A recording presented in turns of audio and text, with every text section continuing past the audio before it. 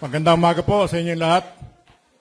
Bago ako magpatuloy sa aking maikling nais sabihin, batiin muna natin ang 100% nanonood sa atin, naka-online. Number one, si Mayor Rudy Duterte. Magandang umaga po. Magandang umaga po. Pinakamamahal namin na dating Pangulo ng Pilipinas. Miss na namin kayo. At pangalawa, wag po natin kalilimutan ang minamahal na Pastor Kibuloy. Yes. Magandang umaga po, Pastor. Alam namin nandiyan kayo, kasama namin kayo ngayon. Ayoko maging OA pero nakapagdurugo talaga ng puso na ating isipin na ang si Pastor Kibuloy na at ang SMNI na naging dahilan, naging plataforma ni BBM para maging Pangulo. Ngayon ay inuusig. At ang balita kung kaya nagpadala ng 2 batalyon ng Special Action Force sa Davao ay para usigin siya. Tignan natin kung makukuha ninyo. Salamat mga vloggers, no? Maraming salamat sa inyong presence, no? At again, number 1, SMNI. Kino-cover po nila tayo ng live. Ako lang, nasilip ko lang ngayon sa aking cellphone. Mainstream media na wala tayong aasahan pero manaka-naka ay nagsasalita at least ng balita si Ted Filon. Pero others, patay. Okay. Ang gusto ko lang hong ipaalala sa atin, isa sa promotor nitong krisis na to, baka lang natin makalimutan, ay ang Communist Party of the Philippines.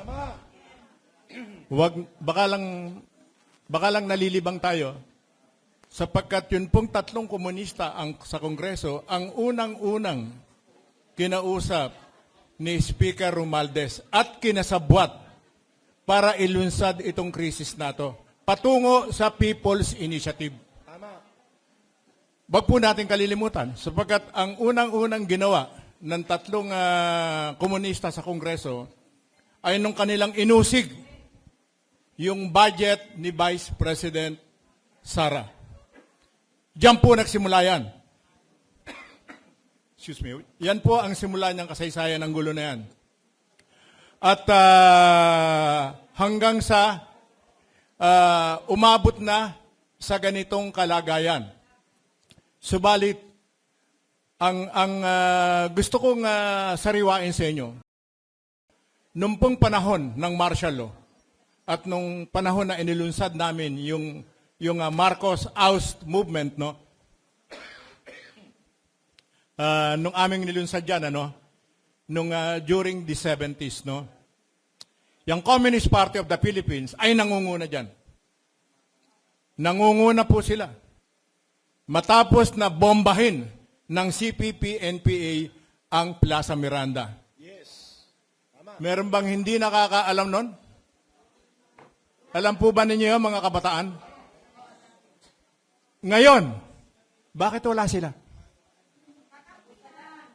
Bakit wala sila? Kakampi na. Sapagkat Nagsanib puwersa. nakipagsanib puwersa na ang CPP-NPA matapos silang gulpihin, matapos silang bugbugin ng Armed Forces of the Philippines. Matapos silang itaboy sa kanilang mga lungga sa kanayunan, no? Matapos nilang sila ngayon ay nagtatago rito sa mga kalunsuran. Excuse me, Tubig. Okay. Bixby Purab.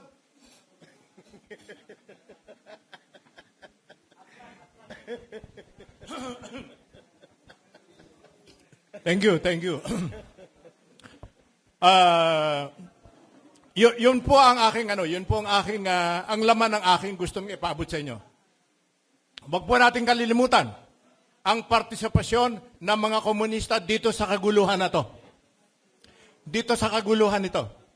At ang kaawa-awang BBM ay naligaw pa, nagawa pa nilang kausaping muli sa Ultrek sa pagnanais nilang sapagkat gulping-gulpi na sila sa kanayunan.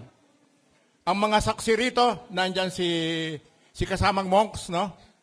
At yung mga indigenous people na pinalaya ng hukbong sandatahan mula sa pagkaalipin mismo, mula sa pang-aabuso ng mga komunista, no? Ang CPP ngayon ay nagsisikap na makabangon. Nagsisikap sila makabangon sapagkat wala na silang mapupuntahan. Nung isang araw lamang ay nabalitaan natin na may mga sumurrender na kabataan sa Mindoro. Yes. No? At ang misyon nitong tatlong komunista, natitirang komunista sa Kongreso ay makarecover sila. At ito'y nangyayari unti-unti kung hindi natin papansinin, ano. Kaya ito ay isang issue natin kay BBM, no? Ano to? Talagang hindi titigil itong mga ito, no? Upang muli silang makabangon at maisulong ang armadong pakikibaka.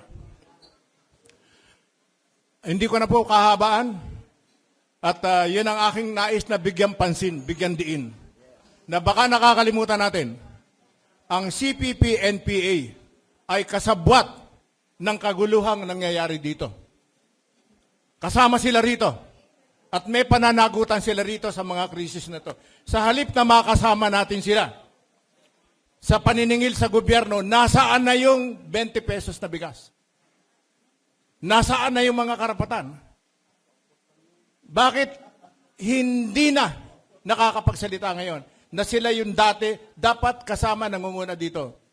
Tahimik na sila sapagkat kontrolado na rin sila at nakikipag-usap na sila, nakipagsabwatan na sila sa pamahalaan. Yun po lamang, huwag nating kalilimutan yan. Maraming salamat at magandang umaga sa inyo na.